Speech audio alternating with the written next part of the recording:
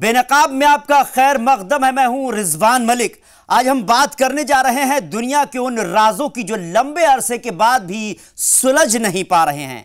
अक्सर इन अनसुलझे राजों को सुलझाने के लिए तरह तरह की थ्योरी और सबूत पेश किए जाते हैं, लेकिन कोई इन्हें नकार देता है तो कोई नई थ्योरी के साथ इन राजों को बेनकाब करने की हामी भरने लगता है।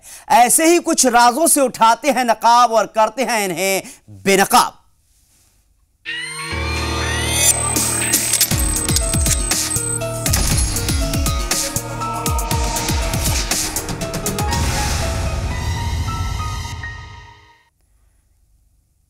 सबसे पहले बात अटलांटिक महासागर में मौजूद बरमूडा ट्रायंगल की।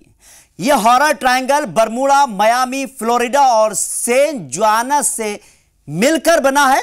बरमूडा ट्रायंगल की हद में जो भी जाता है कभी वापस नहीं आता, ऐसा माना जाता है। इस इलाके में घुसने वाले हवाई जहाज, समुद्री जहाज और उसके मुसाफिर कभी वापस नहीं लौटे। बरमूडा ट्रायंगल इलाके में ऐसा क्या है कि लोग इसकी जद में घुसने से डरते हैं? क्या है जहाजों और मुसाफिरों के गायब होने का राज? देखते हैं इस रिपोर्ट में।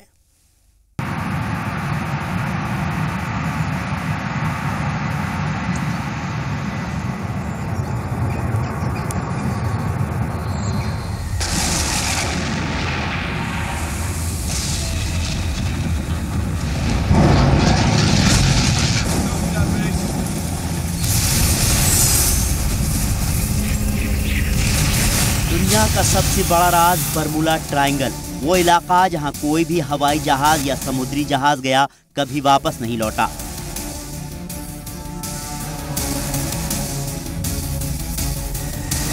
अटलांटिक महासागर में बरमूडा ट्रायंगल ये वो इलाका है जहां पिछले 100 सालों में 1000 लोग अपनी जान गंवा चुके हैं।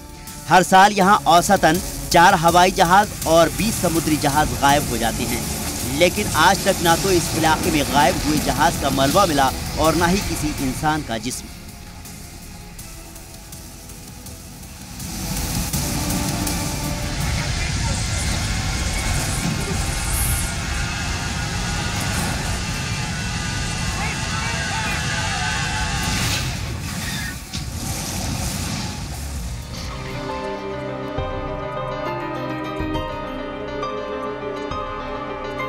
समुद्र और आसमान में अजीबोगरीब वारदातें होने की बात पहले भी सुनी जाती रही हैं, लेकिन अटलांटिक महासागर में मौजूद बरमूडा ट्रायंगल एक ऐसी राजदार जगह है जिसकी गुत्थी आज तक नहीं सुलझ सकी है।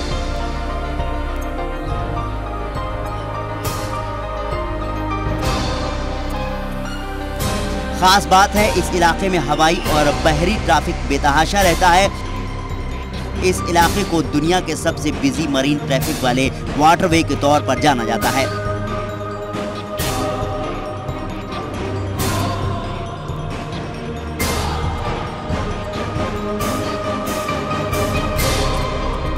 यहां से अमेरिका, यूरोप और कैरेबियन आइलैंड के लिए रोजाना कई जहाज निकलते हैं। यही नहीं, फ्लोरिडा, कैरेबियन आइलैंड और साउथ अमेरिका की तरफ जाने वाले हवाई जहाज भी यहीं से गुजरते हैं।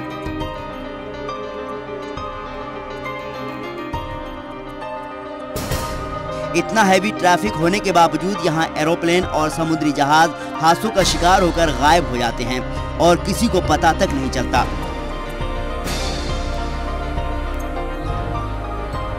कोई इन हादसों को देख भी नहीं पाता। बरमूडा ट्रायंगल इलाके के जद में आने वाले जहाजों के पायलट को कहते सुना गया कि हमें पता नहीं हम कहां हैं, पानी हरा है और कुछ भी सही होता नजर नहीं आ रहा है।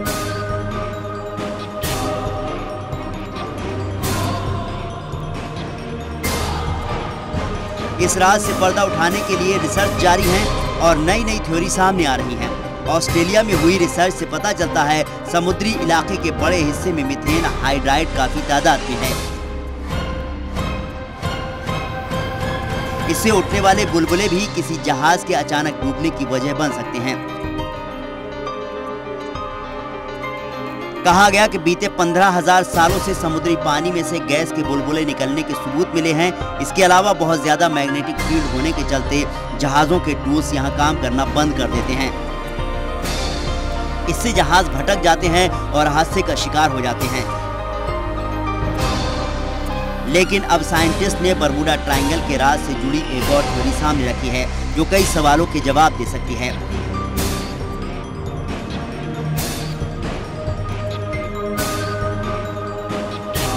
साइंटिस्ट ने दावा किया है कि बरमूडा ट्रायंगल में होने वाले हादसों के लिए 273 किलोमीटर फी घंटे की रफ्तार से आने वाला एयर बम सबसे बड़ी वजह है।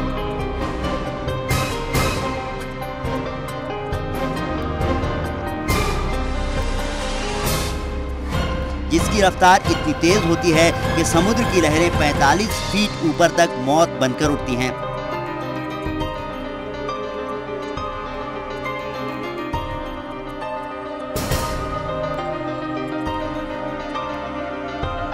और अंजाम ये होता है कि समुद्री जहाज डूब जाते हैं और आसमान में उड़ने वाले हवाई जहाज समुद्र में उठ रही मौत की तरफ बढ़ते चले जाते हैं।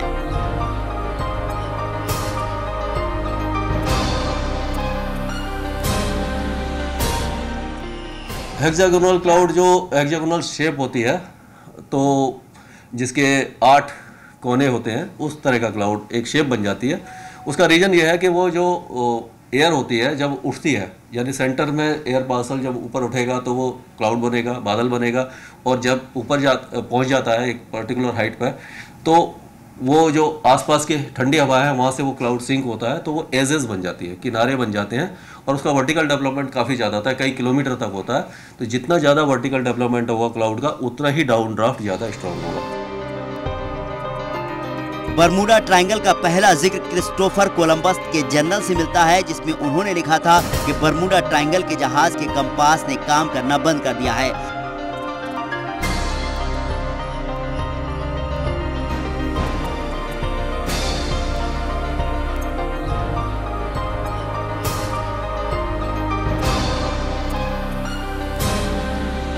उसके बाद उन्होंने आसमान में आग का एक गोला देखा। बरमूडा ट्रायंगल की तारीख कितनी डरावनी है ये महसूस करने के लिए साल 1945 का जिक्र करना जरूरी है।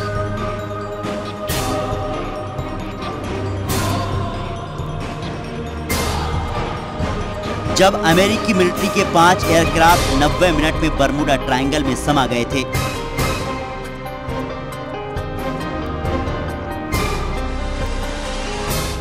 बरमूडा ट्रायंगल से जब भी कोई जहाज या प्लेन गायब होता है तो उसका मलबा नहीं मिलता।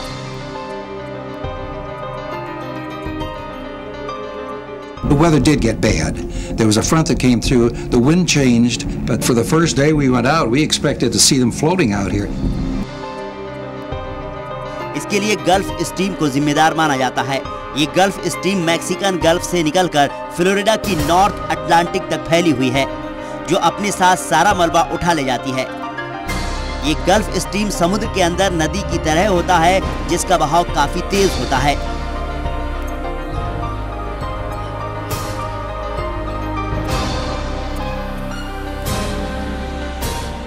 जो गर्म हवा ऊपर उठती है तो क्लाउड फॉर्मेशन होता है, और जो ऊपर जो ठंडी हवा होती है वो साइड से सिंक होती है, तो ये जो क्लाउड बन जाते हैं वो हेक्सागोनल शेप में बनते हैं। तो इनका जो एक्सपेंस होता है वो इतना ज़्यादा होता है कि 20 से 50 किलोमीटर 55 किलोमीटर तक होते हैं, और जो दायरा होता है जिस एरिया में बनते हैं कई हज़ार किलोमीटर का दायरा है। वो एक तरह से एयर बॉम्ब कह लो, या डाउन ड्राफ्ट इतना तेज़ी से आता है कि जब वो समुद्र की सतह से टकराता है तो जो लहरें उठती हैं वो 50 से 55 फीट तक उठ सकती हैं, तो जिससे जो शिप हैं वो डैमेज हो सकते हैं और सिंक हो सकते हैं। और अगर कोई एयरक्राफ्ट उस एरिया से निकल रहा है उस समय जब ये डाउन ड्राफ्ट है, तो कई जगह पे इस टाइप के बादल जब बने होते हैं तो इतनी तेज़ जो हवा होती है उससे टर्बुलेंस पैदा होता है, और वो जहाज भी या जो एयरप्लेन है, छोटा प्लेन है, तो वो भी सिंक हो सकता है।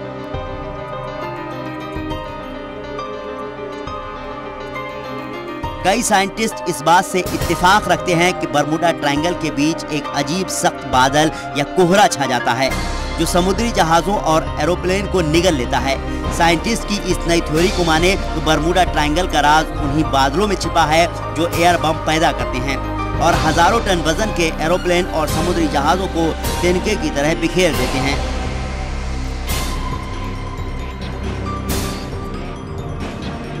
अफसोस में सफर कर रहे लोगों को मौत की नींद सुला देते हैं।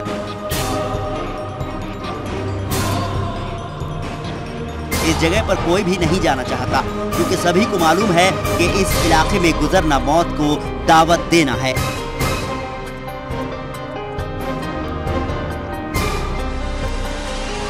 ब्यूरो रिपोर्ट, जी सलाम।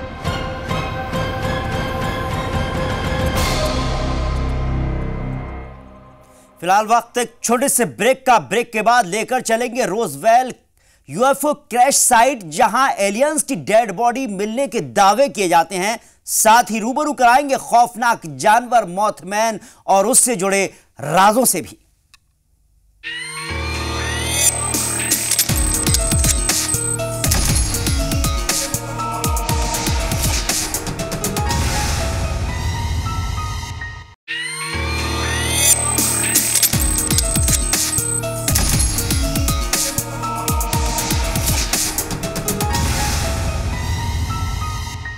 ब्रेक के बाद आपका खैर मकदम है। आप देख रहे हैं बेनकाब। क्या दुनिया में कोई और जगह है जहां इंसान बसते हैं? इस सवाल का जवाब पाने की तमाम कोशिशें की जा रही हैं। माना जाता है एक दुनिया और है जहां एलियन बसते हैं, जो हमारी दुनिया में आते रहते हैं, जिन्हें देखे जाने के दावे भी किए जाते रहे हैं। 1947 में तो दावा किया गया कि अमेरिका के रोजवेल में एक उड़न तश्तरी यानी यूएफओ क्रैश होकर गिरा, जिसमें सवार एलियंस की मौत हो गई। लेकिन अमेरिका इस तरह की वारदात को हमेशा से नकारता आ रहा है। पेश है ये खास रिपोर्ट।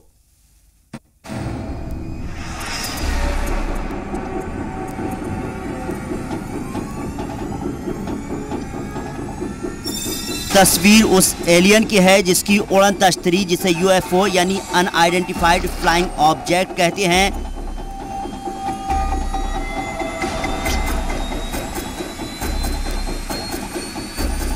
2 जुलाई 1947 में अमेरिका के न्यू मैक्सिको के रोजवेल में क्रैश हो गया था और कई एलियंस की मौत हो गई थी। वारदात को कई लोगों ने अपनी आंखों से देखने का दावा किया, लेकिन अमेरिका ने इस बात को कभी नहीं माना। उसने इस राज को हमेशा दबाने की कोशिश की।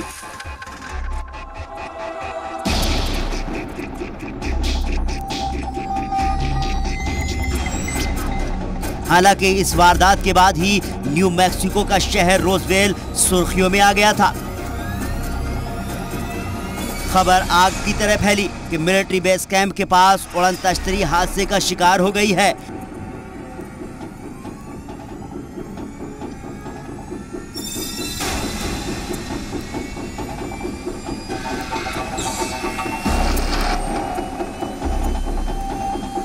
और उससे बरामद एलियंस की डेड बॉडीज को मिलिट्री ने अपने कब्जे में लिया है।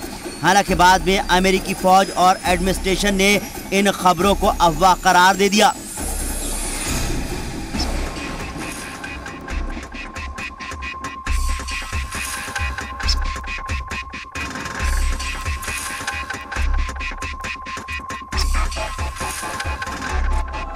और 24 घंटे के अंदर मिलिट्री ने कहानी ही बदल दी। कहा गया कि वो जिसे उड़न तश्तरी समझ रहे थे वो एक मौसमी गुब्बारा था।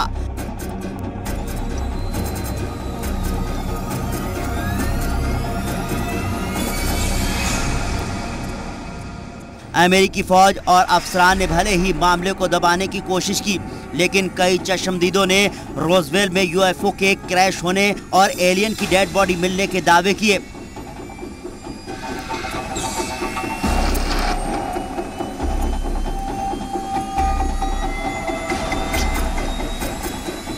इसी दावे के तहत CIA के एक सीनियर अफसर ने रोजवेल में गिरने वाले यान को दूसरे प्लेनेट के होने का दावा किया, जिसमें कई एलियंस की हादसे में मौत होने की बात कही गई। तो CIA के एक और अफसर भी कह चुके हैं कि अमेरिकी डिफेंस डिपार्टमेंट का एक खुफिया कमरा है जिसमें रोजवेल वारदात की सच्चाई छिपी है।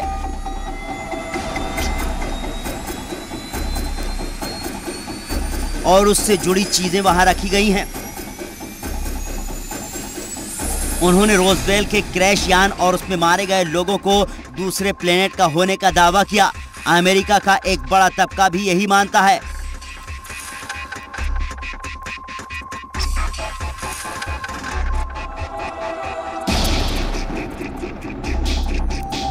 कि 1947 में मिलिट्री को न्यू मैक्सिको के रोजवेल में जिन मखलूकात के जिस्म मिले थे, अमेरिकी फौज और अफसरान ने उनकी गहराई से तहकीकात की थी, लेकिन अमेरिकी अफसरों ने इस पर पर्दा डाल दिया।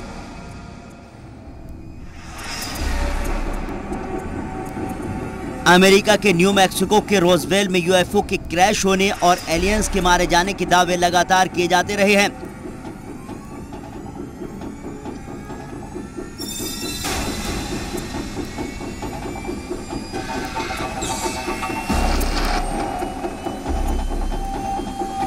तो अमेरिका इन दावों को नकारता रहा है, लेकिन इस मामले को 2015 में एक बार फिर सुर्खियों में ला दिया। दरअसल वारदात की आधी सदी के बाद मई 2015 को डॉक्टर एडगर मिशेल ने मैक्सिको सिटी के नेशनल ऑडिटोरियम में रोजवेल स्लाइड नाम की एक फोटो सीरीज जारी कर दुनिया भर की निगाहें इस तरफ खींच ली थी।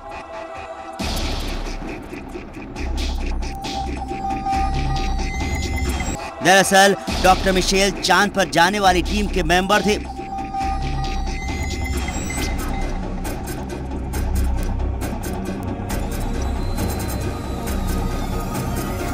कहा जाता है कि ये फोटो जियोलॉजिस्ट बर्नार्ड एरे ने कोडाक्रोम फिल्म का इस्तेमाल करके लिए थे, जिसमें दिखाया गया है कि न्यू मैक्सिको के रोजवेल में क्रैश यूएफओ में एक एलियन की लाश पाई गई थी।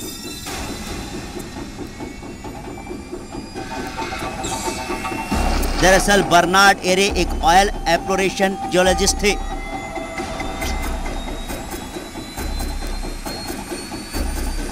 जो 1947 में न्यू मैक्सिको के रोजवेल में मौजूद रेगिस्तान में काम कर रहे थे। उसी दौरान एक मिस्टीरियस यूएफओ आकर गिरा, जिसकी फोटो उन्होंने ले ली थी, लेकिन ये तस्वीरें आधी सदी तक छिपाकर रखी गईं।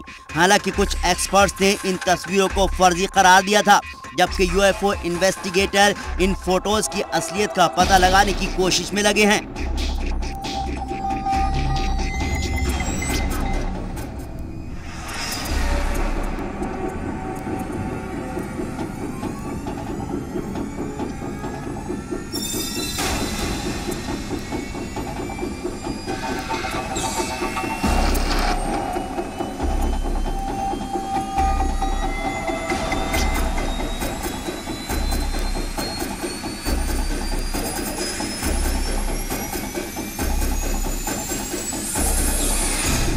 एलियन के पोस्टमार्टम के दौरान एक फिल्म बनाने की बात भी सामने आई थी। उधर फिल्म प्रोड्यूसर कोडक ने दावा किया कि एलियन के पोस्टमार्टम के दौरान एक फिल्म बनाई गई थी। कोडक ने 70 साल पहले हुई इस वारदात के कुछ सबूत होने की बात भी कही। तो साल 1995 में फॉक्स टेलीविजन नेटवर्क ने एलियंस के पोस्टमार्टम की एक फिल्म भी दिखाई, जो रोजवेल की वारदात की अहमियत को बयां कर रही थी। फिल्म में डॉक्टर्स को एलियन के मुर्दा जिस्म की जांच करते हुए दिखाया गया। इस फिल्म का फुटेज एक ब्रिटिश कारोबारी रेस सेंटली का था, जिन्होंने फॉक्स ब्रॉडकास्ट के एक दहाई के बाद माना कि एलियन ऑटोप्सी की फुटेज नकली थी। हालांकि उनका कहना था कि यह फिल्म असली फिल्म का रिकंस्ट्रक्शन थी, जिसे उन्होंने 1992 में देखा था। रोजवेल यूएफओ क्रैश साइट में कितनी सच्चाई है, अभी भी पहेली बनी हुई है।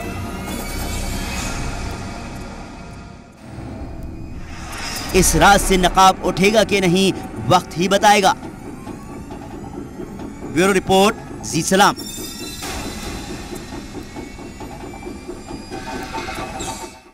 फिलहाल वक्त एक छोटे से ब्रेक के बाद रूबरू कराएंगे खौफनाक जानवर, मौतमैन और उससे जुड़े राजों से, और भी है बहुत कुछ।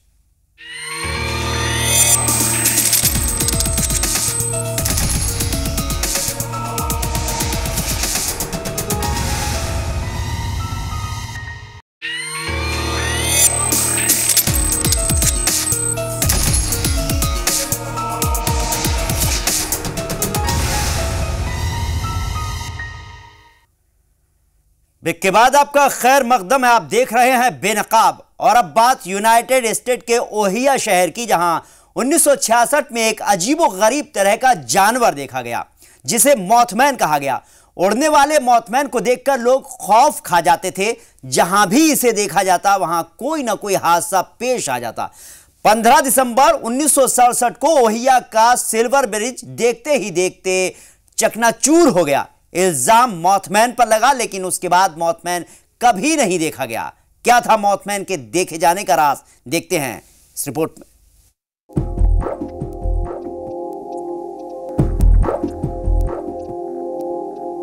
एक ऐसा जानवर जिसका जिस्म इंसान की तरह है, देखने में इंसान से भी ऊंचा, बड़े बड़े पंख, उल्लू की तरह दिखने वाला उसका चेहरा बेहद डरावना है।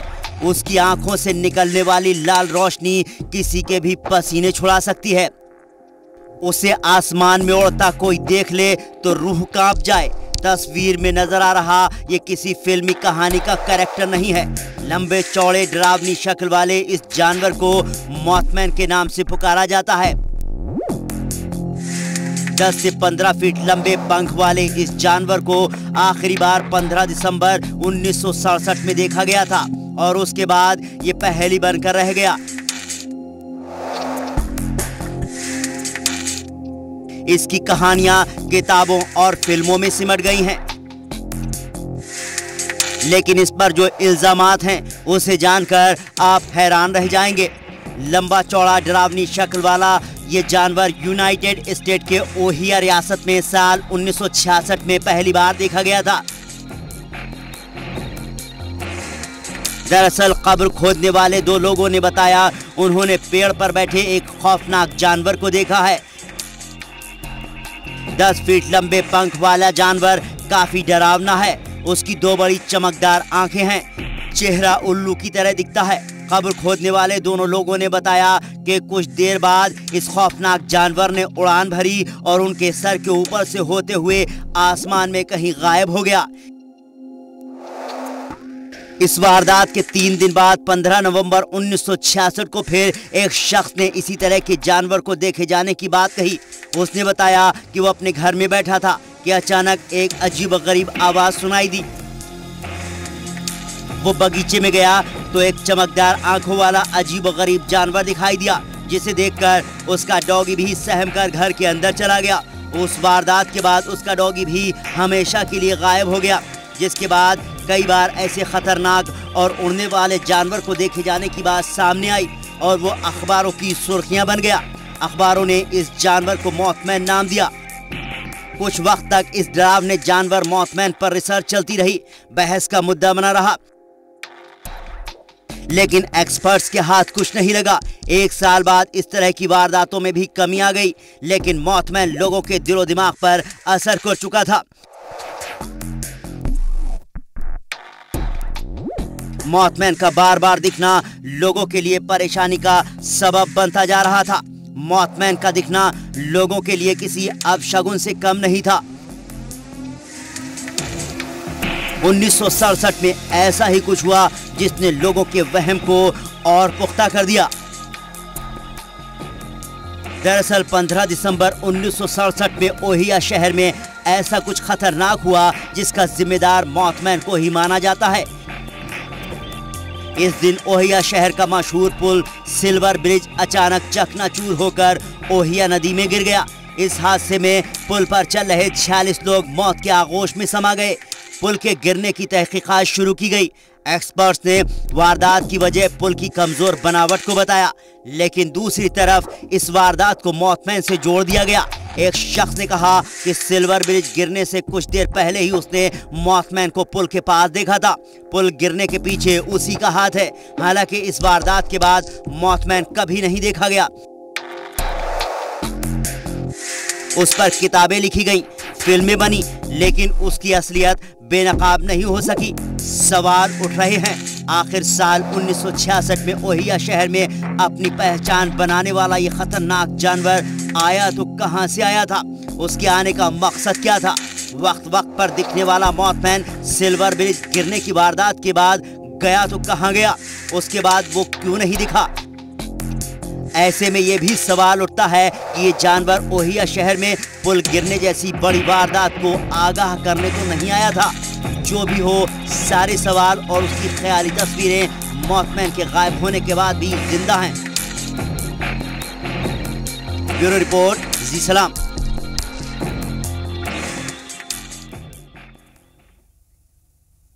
तो बेनकाब में आज बस इतना ही। कुछ और वारदातों के साथ हम फिर हाजिर होंगे। हमें दीजिए इजाजत।